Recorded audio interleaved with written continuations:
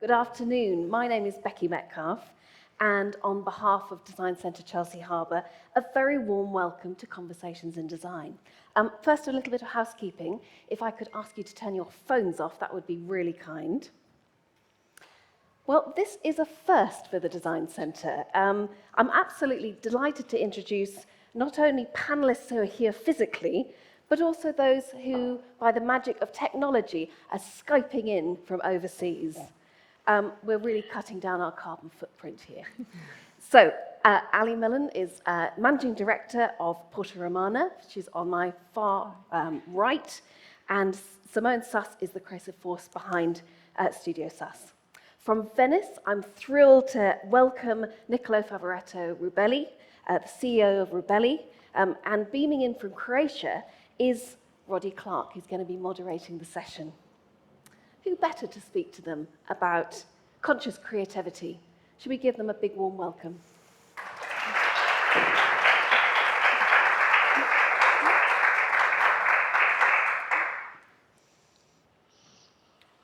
Thank you, Becky. That's really great of you to introduce.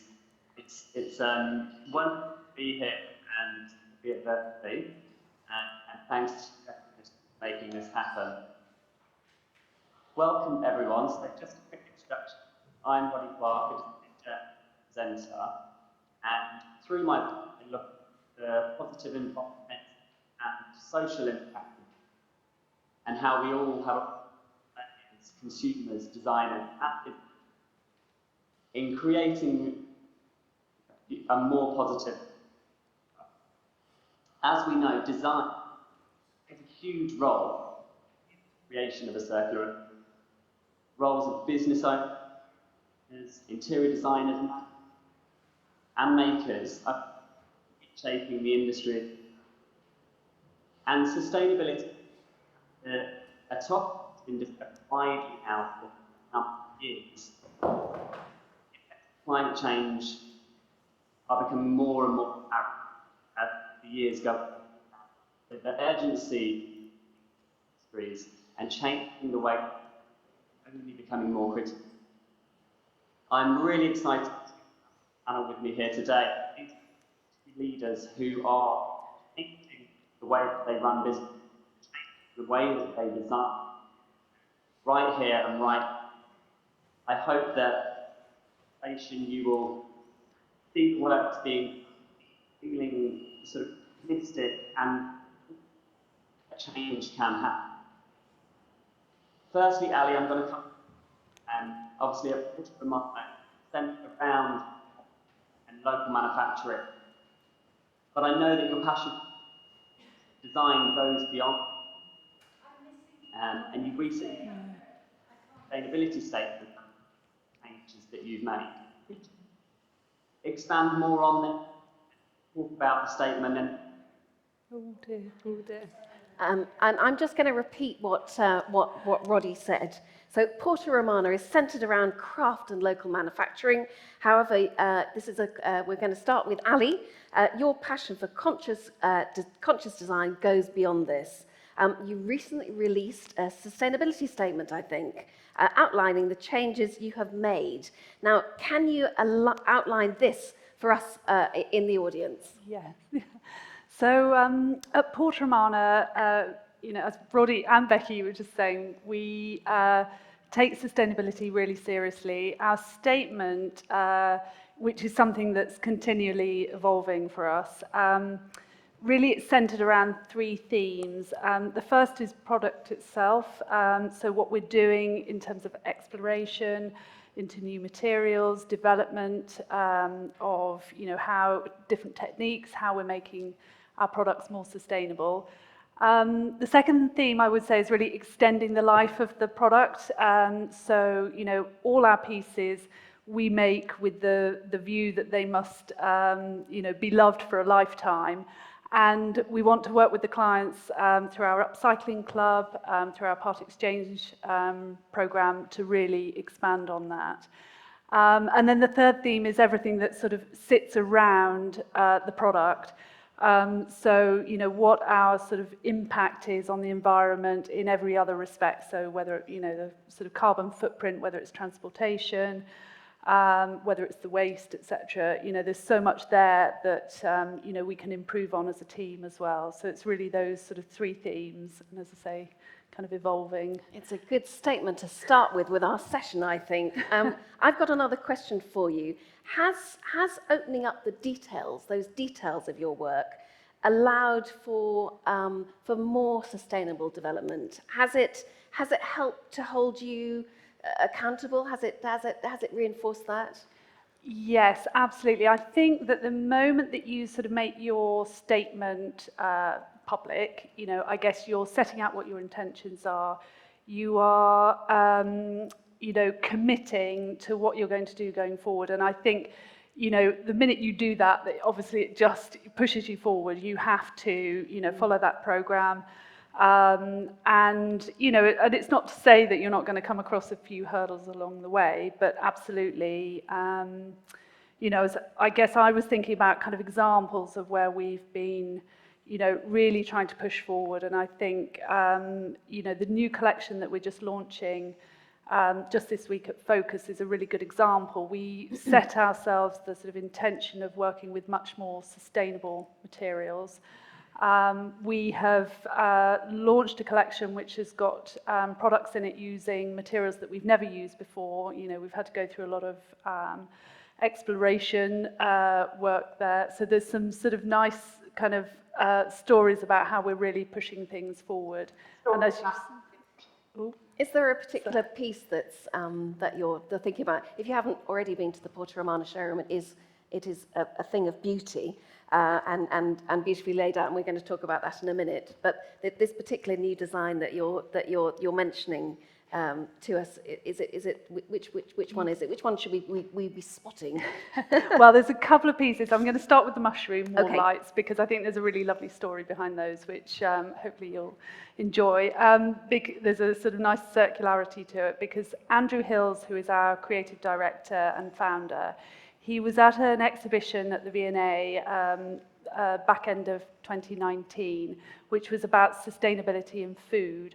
And he saw this amazing sort of installation which had these tiny little miniature mushrooms growing, and took the sort of inspiration for a design from these lovely, beautiful little mushrooms, but came back with the idea that, if we're going to produce a piece of, that it's got to be sustainable in every way, so it follows that theme through.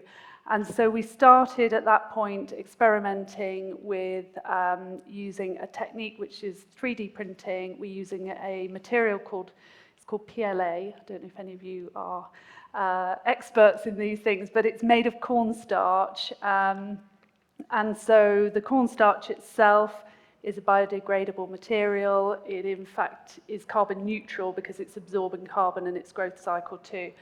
And that material is what makes our mushroom wall light. So it's completely new material to us. It's enabled us to produce a design that we never could have produced in any other way before as well. So it's, it's hours and hours have gone into the production. But Have a look at that in the showroom. And actually, Yes. even in the showroom, you've thought very, very closely about actually how you're lighting the showroom itself. And so you're paying close attention to every part of the business. How important do you think, and please tell us a little bit about that, how important do you think it is to think beyond the production line? For us it's really important. I think, What did you do in your showroom that had a wider interest? Yeah, so we, quite some time ago when we were renovating the showroom, in fact, right at that outset, we decided that we needed to change over to LEDs. I think LED was probably one of the things that for us was our first sort of move into something really sustainable.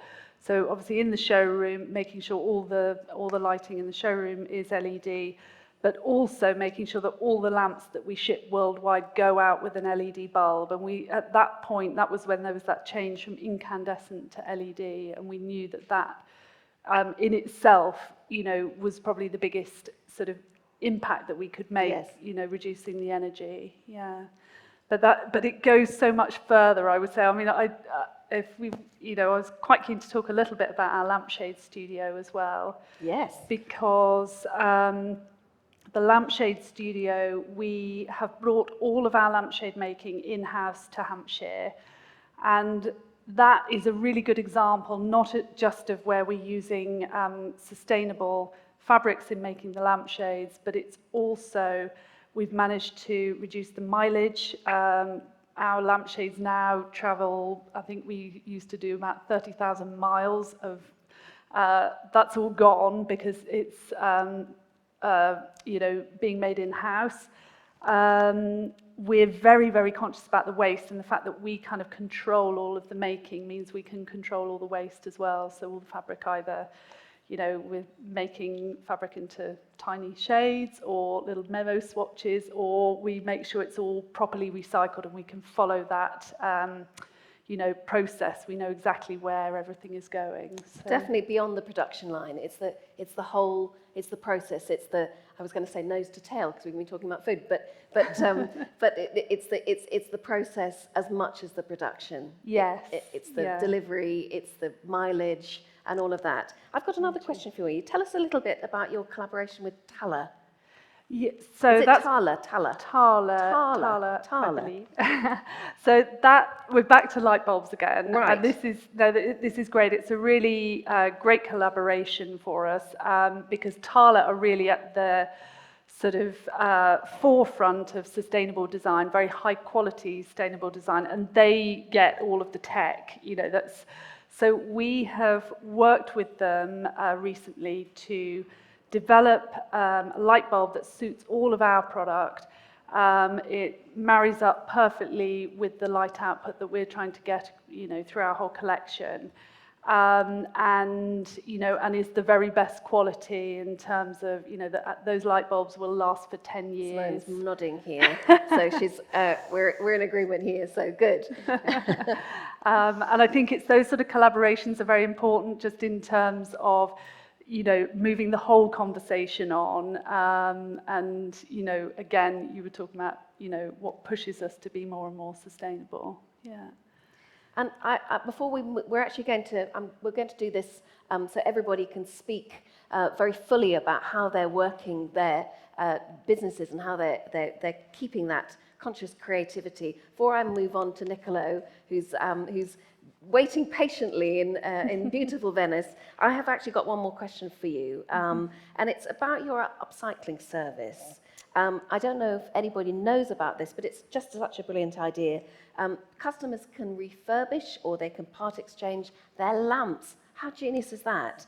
Now, is this something that you're going to continue as you grow, or has it on the business side, has it helped to strengthen your business model? Yes, absolutely. I think I guess we're all sort of tapped into this idea of the lifetime of a product, and more and more we've always done an element of sort of restoration and refurbishment of our products, but we want people to know about that, and we want it to become part of what it means to buy a Porter Romana product, and what the sort of the intrinsic value is in that product. And so whether it's from just rewiring, or whether it's a new lampshade, or we can change the finish of it completely.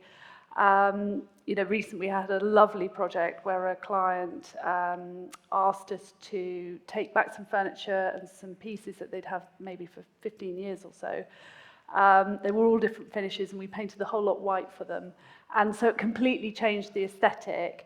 And obviously, where the circular economy is so, is becoming so important to help us kind of reduce consumption. It's, we see that as a really important part of what we're doing, and to continue. It's a brilliant idea, and thank you so much. Thank you so much, Ali, for really sharing not only about the creative process, but also about the production and also how it's working as a business model.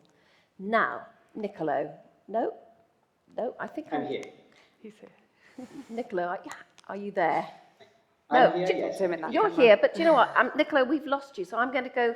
Talk to him in that camera. I'm going to go to Simone because we're going to hear from an interior designer point of view, and really to find out how it's really impacted your business. Have you noticed? Oh, Niccolo is back. Niccolo's back.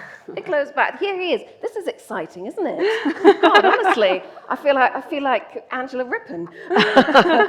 What's keeping us on the edge of our seats? Niccolo, hello. Welcome from gorgeous Venice, and beaming in, I think, from your library. How lucky are we that you're here? We're going from lighting and furniture to fabrics. Rebelli, of course, is steeped in heritage and has always had this core values of longevity and quality. And it's been in your family for how many generations? I represent the fifth generation. Fifth generation.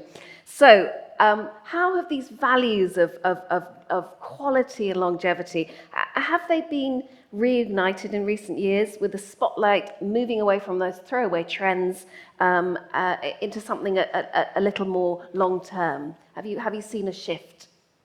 I wonder if longevity is a synonym of sustainability. Why not? I love what Alice said, that they create products which need to be loved for a long time. And where Rebelli comes from is a tradition of textiles from the past, which normally last and get affected. And sustainability is a lot. And lasting, not being disposed, ability, senses also is an extreme. So we have textiles which have for over 100 years. So we know what long-lasting trends may be, and of course, then we have what are the needs of the ball. I think that the best way to stay alive is to change all the time. To change all the time. We're losing a few words. Do you know that? Isn't it? Don't we just love technology? We've been in this practice session for an hour before, and it was going like clockwork. So who knew? And we are losing a few words in between, Niccolo. But I think we're getting that sense of that's very much part of your history to keep that longevity going and to change and to keep up to speed with the times as well. I think that's what you were saying. Exactly. Exactly. Tell us about your new collection that you've launched. Now, these are some unusual ingredients. We've got castor beans, and we've got sustainably sourced wood pulp as well. Tell us about that, and tell us about whether this is a start of a lot more things going forward. We love using silk, of course, and other natural fibers such as linen and cotton, where it's sometimes difficult to track the origin, not of silk, but cotton. Recently, we very careful in the search of yarn.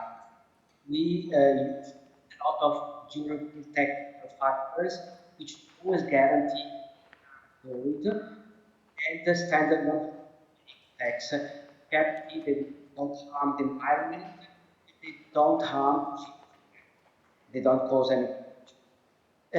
We switch something else. We are using recycled polyester, which is an introduction this year. We have also eco-viscose coming from a sustainable way. And with usual fiber, we ended up for where it comes, also for the way it is, because it's a beautiful fiber with a nice sheet, and it is a coming out from castor oil. Okay, so I'm just going to repeat that back just in case you didn't hear any of it. So Rubelli are obviously have got a history of using silk and also cotton, but they're now moving into these new, interesting new fibres. So they're sourced and they don't harm the environment in any way. Recycled polyester is one of them, but also you're using these other fibres, and they've got a particular sheen to them. Is that right? They've got a particular sheen. So when you manufacture from them, they've actually got a beauty to themselves, and yet, in addition, you're caring for the planet at the same time. A beauty, durability, because it's a very strong fiber. So again, a sustainability that they last longer, and we are very happy with that.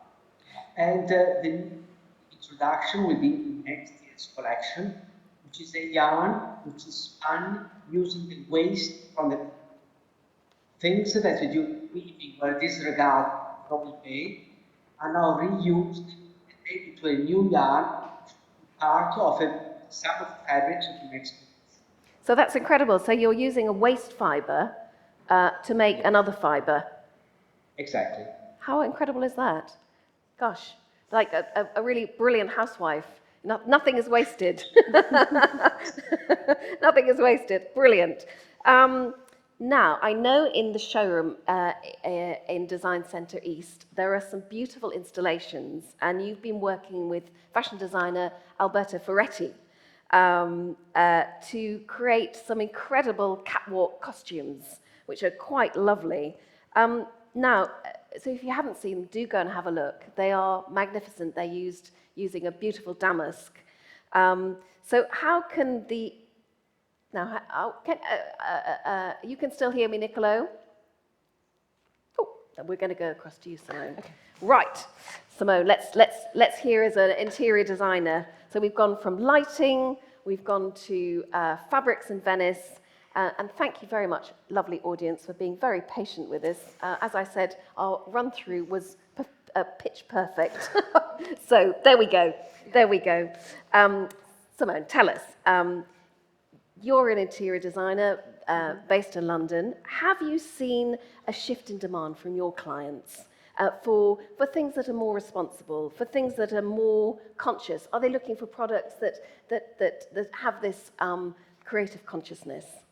In your experience? I'd say on the private side, less than I would have hoped for. Okay.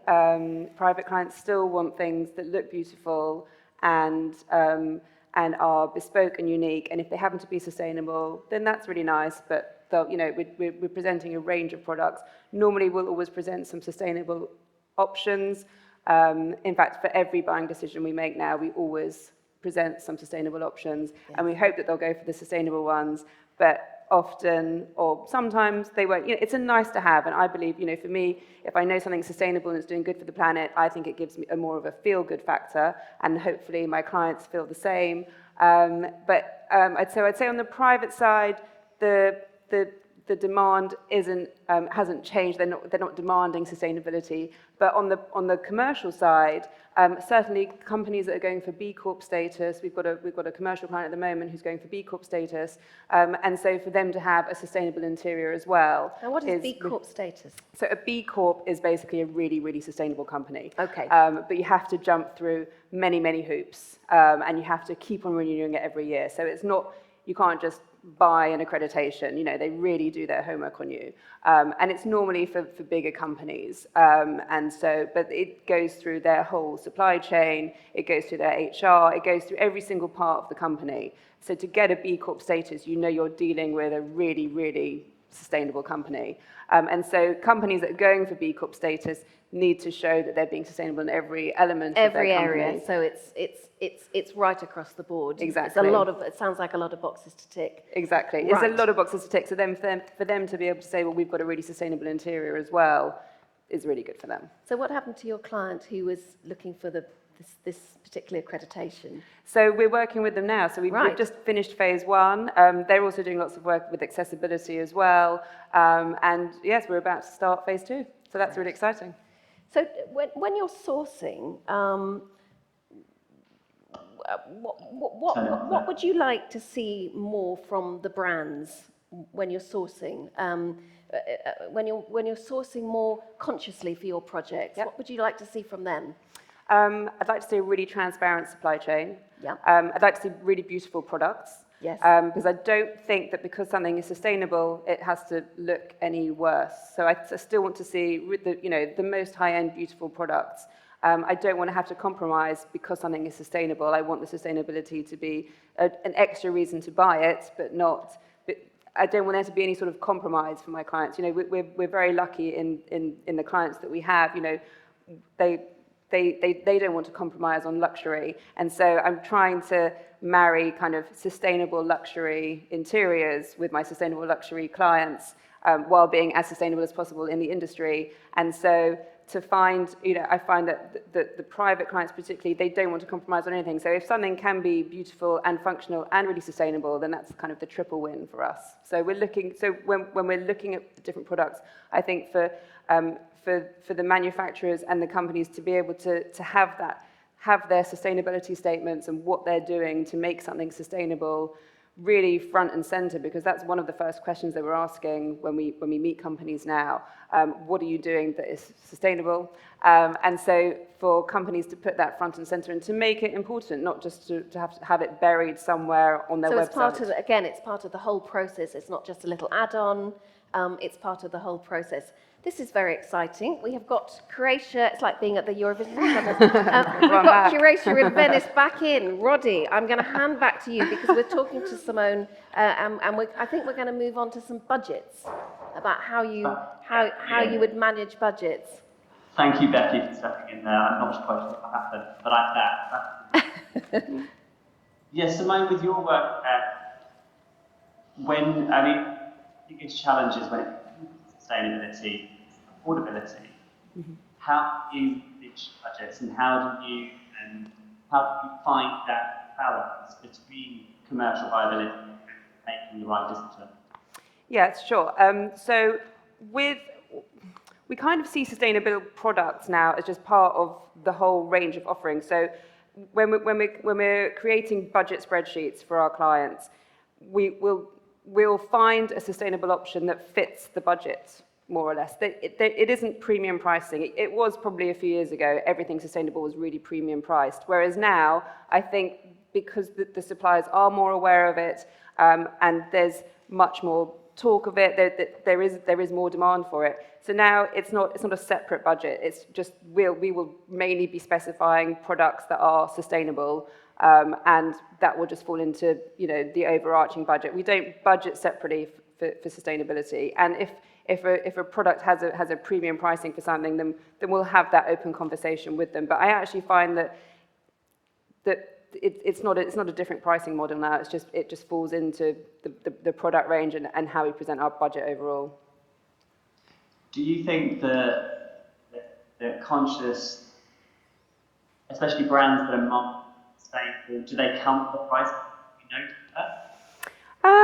Some of them, I mean, but not really. I think everyone has their own niche, and each company. When I think about rugs, for example, we'll specify all different kinds of rugs. But if something fits all the boxes in terms of it's aesthetically beautiful and it's functional and it fits within the price, then if it's sustainable, then great. So for example, just to talk about one of the people actually I can talk about two of the rug companies here that we specify from Chelsea Harbour. So Stark Rugs, they've started using Econyl in quite a few of their rugs, which is great. That's recycled plastic. And Jennifer Manners, also, who we've just specified two rugs from, she makes repurposed rugs out of plastic, and they feel exactly like silk rugs, but they're super hard wearing, and so a lot of our clients have families. So the fact that the rug is, it would be like specifying any other material rug in terms of we can choose any color and the way it looks aesthetically, we can choose the size, everything can be completely bespoke, but the fact that it's completely washable rather than the silk that it feels like actually makes it, I think, even better than some of the other rugs. So I think that the fact that it's sustainable just adds to the way that it adds to the functionality because it's made of plastic. You know, with a rug, normally, if someone spills red wine on it, it's ruined. But with these rugs, you could literally get the bleach out and clean them, and it's good as new, which I think is even better because also it uses something like 40,000 plastic bottles in one of the rugs. So I think there's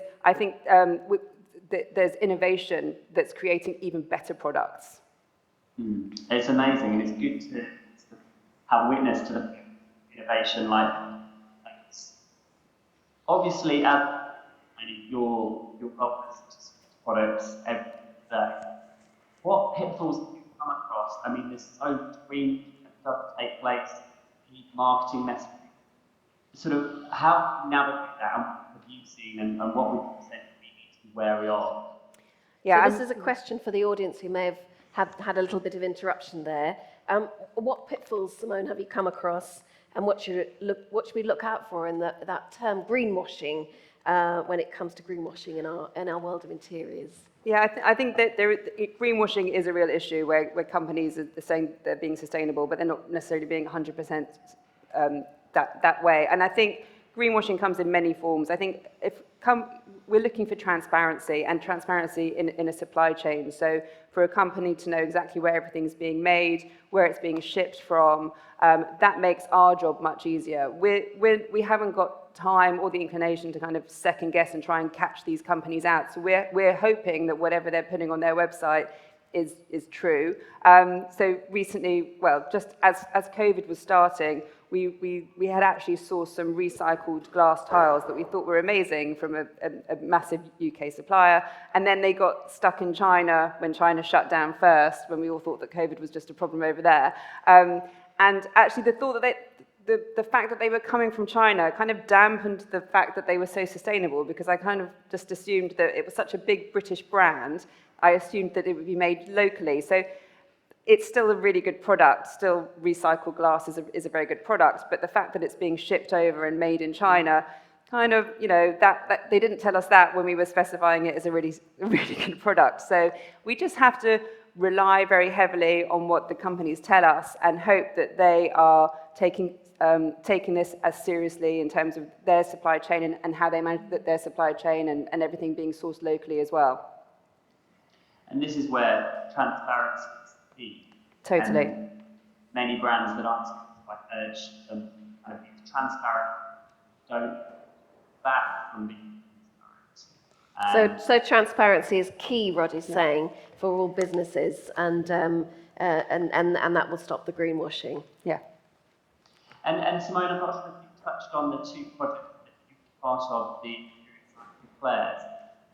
If you could tell the audience about that, that would be great. Yep, sure. So I'm part of two industry initiatives. There's the British Institute of Interior Designers, where I sit on the Professional Practice Committee, and we've just finished a sustainability strategy for the industry. So on there, if you're a member of the BIID, you can have, I think it's being launched today actually, a specifying guide, which talks about all the different products and what to look out for. So whether it's paints or stone or wood or any sort of fabric finish, we've basically put in a big document all the questions that you might want to ask your supplier.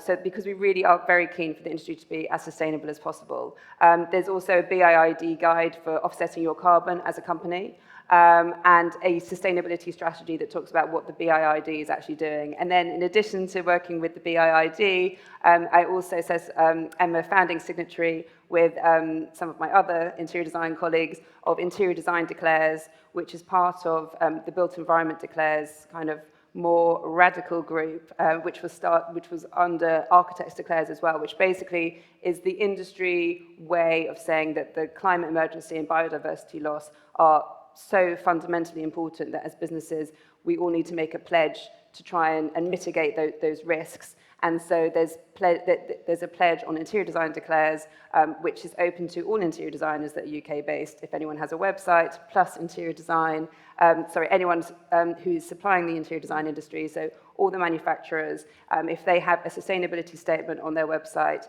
and if they have a UK office, then they can also sign up to Interior Design Declares. Amazing. And yeah, as I say, you're doing great work in that field. I think a question for maybe Nicola Obviously, we've touched on affordability, and we're now speaking from the luxury design sector. How can we as brands, as leaders, present more affordable solutions to help consumers turn away from cheaper and more mass-produced alternatives? Maybe Ali, if you on that. So for our lovely audience, I don't know if you heard Roddy's question, how can we help the consumer turn away from mass-produced product to something that's going to be last a bit longer? And I think that's the general point of the question. From an affordability angle, how can we present, more affordable solutions? More affordable solutions.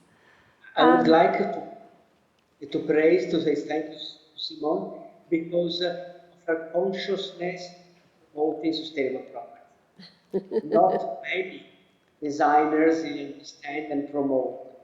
My experience as a buyer is that in certain cases there are projects where sustainability is important, but the rule is they ask for sustainability, but then they don't really care.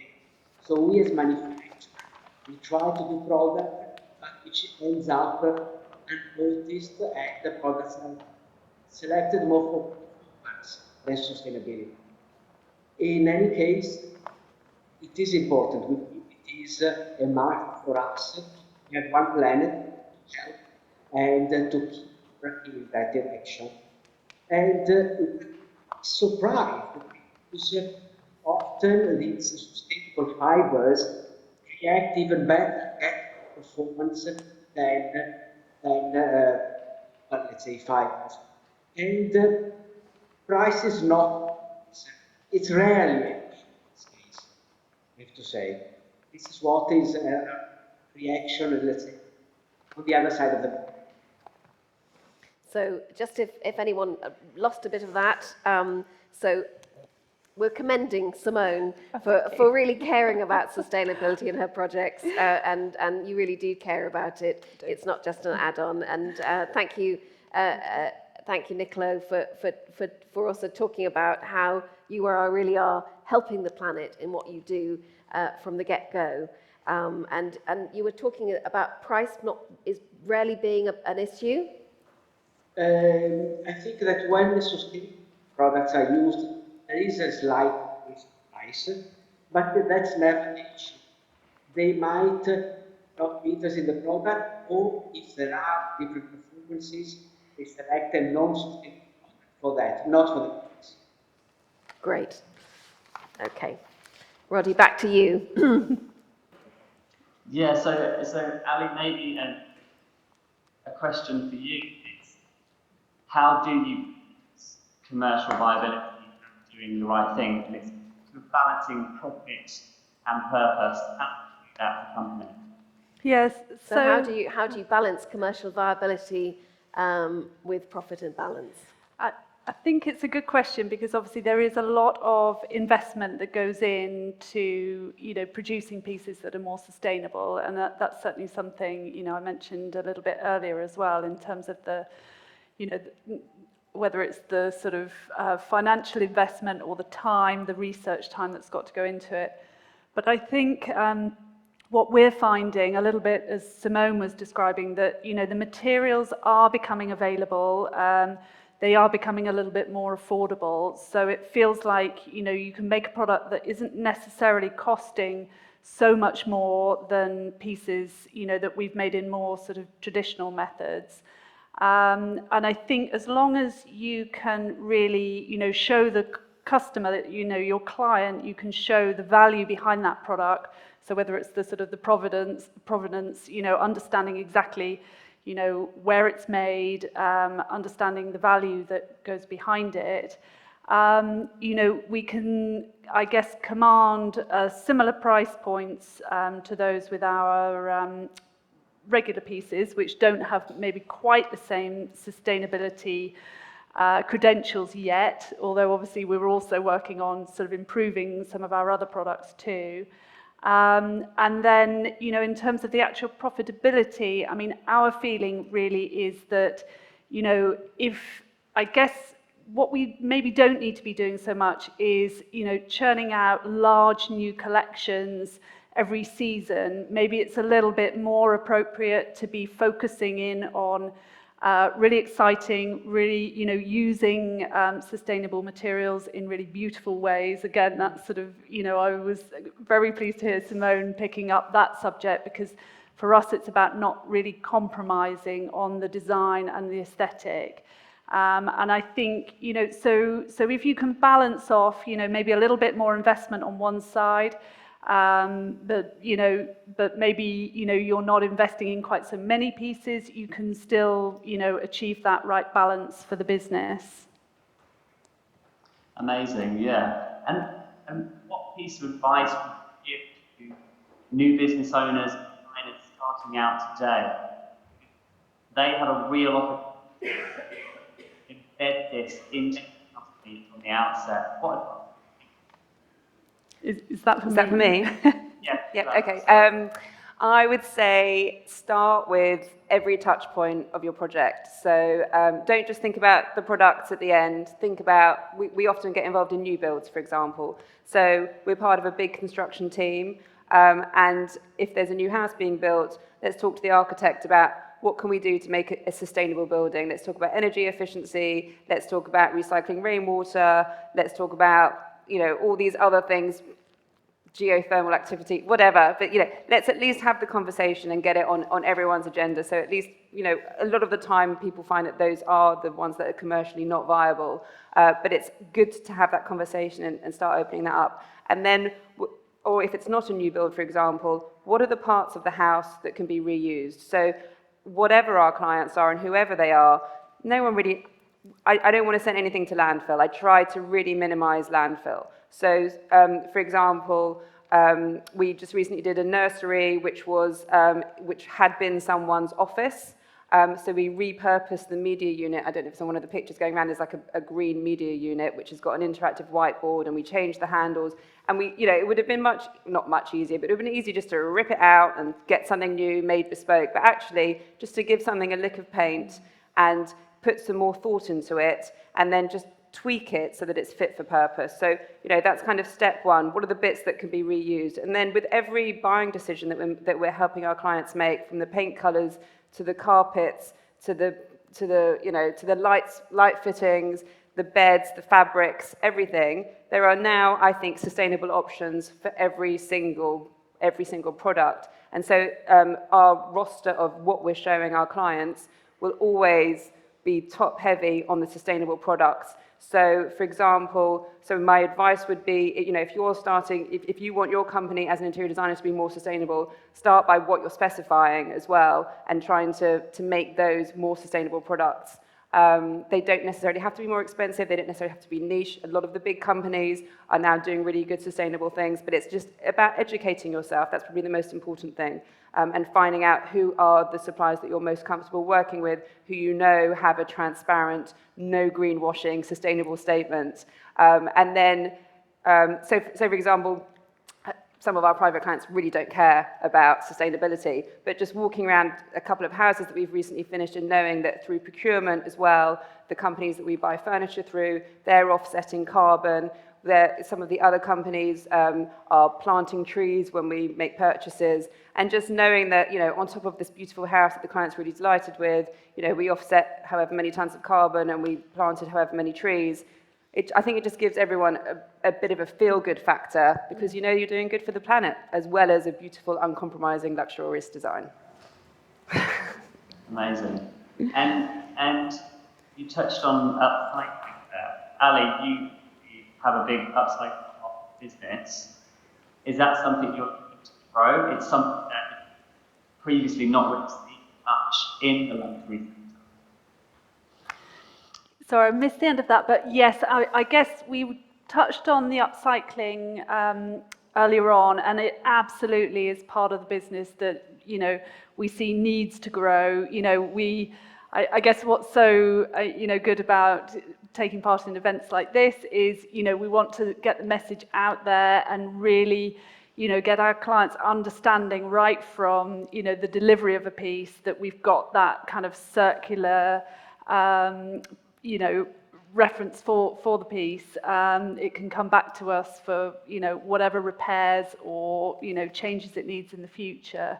And of course, I think the part exchange service is really important as well. We were talking about affordability earlier, and I was thinking about the part exchange, and actually that's a really nice way of getting hold of a really kind of luxury product, high quality. It will have been fully refurbished, but it will be at a price tag that, might be a fraction of what you might pay for a first time purchased piece of Porta Romana. So it's another, I guess, it's just a nice byproduct of all of this, different sort of processes that we're putting in place. Yeah. Absolutely. Yeah. And Niccolo, the climate crisis we're facing is extremely urgent. How can we leave with optimism and hope? Leave with hope that change is possible. So just so for the audience, just this, what he's asking, although the global crisis is very, very urgent, how can we leave with a sense of optimism and hope, and that the future is possible and a brighter future is possible? Well, sustainability is a road. We know where we start from, we can only improve. I think in our culture there is this need to improve time. I'm optimistic because I see in many ways search of living back who will follow us. We've ruined it enough and I feel guilty about this. I believe and I see also this pandemic has shown us that we need to connect. And I've seen them in Milano, this event that has been in Milan, and certain empty when I walk place for focus in London, I see that people want to live a better world to come after us. So I'm optimistic. I think we are very slowly, it takes a long time, but we're in the right direction. So for people in the audience, Niccolo is saying it's a road, and he's feeling optimistic, and he's seen this during the pandemic and also in Milan recently with, I think, were you there for the design shows? And he's feeling optimistic, but there are steps, and it's starting. I think that's what I got from what you were saying, Niccolo. Very slowly, but we are going in the right direction. Okay, we're going in the right direction. That is good to hear.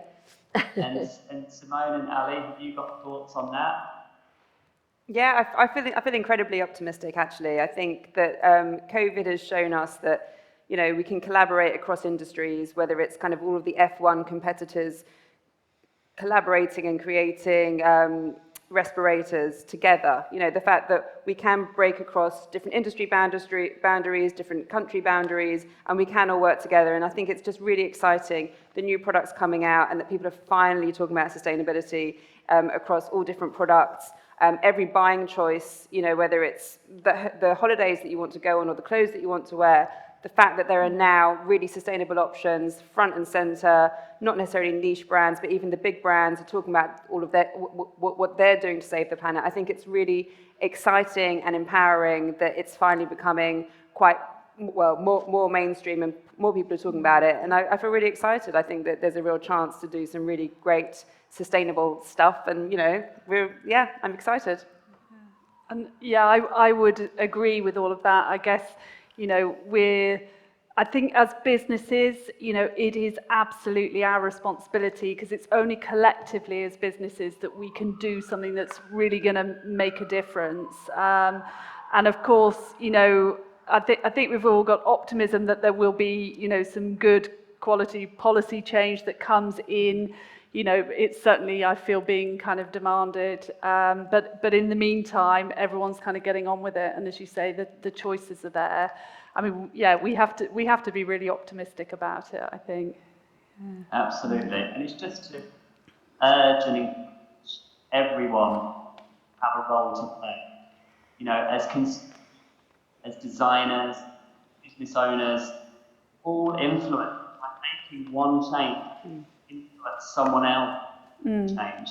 It's never to lose change. while the situation may feel daunting, it's about those changes that when they're grouped together effectively can really make interesting global change. I think it's just to leave on that positive note where we can sort of harness and feel charged up to do our bit and kind of rally together, work together. It's a rallying cry at Roddy, yes, to encourage everyone to get involved and all those changes coming together collectively, we can all make a difference. Goodness me, we covered a lot of ground in the last few minutes.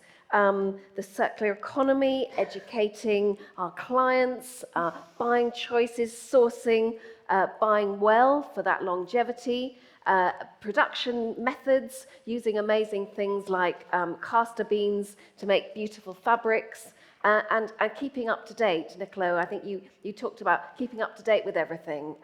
Even though you've got a very long heritage, there's no reason why you shouldn't look into using other beautiful products to make beautiful products.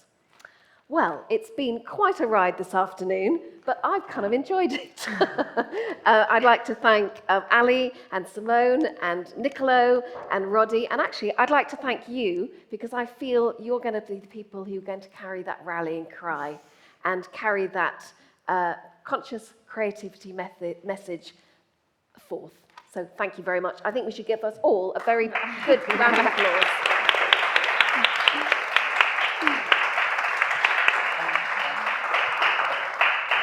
Thank you very much. Thank you. Thank you.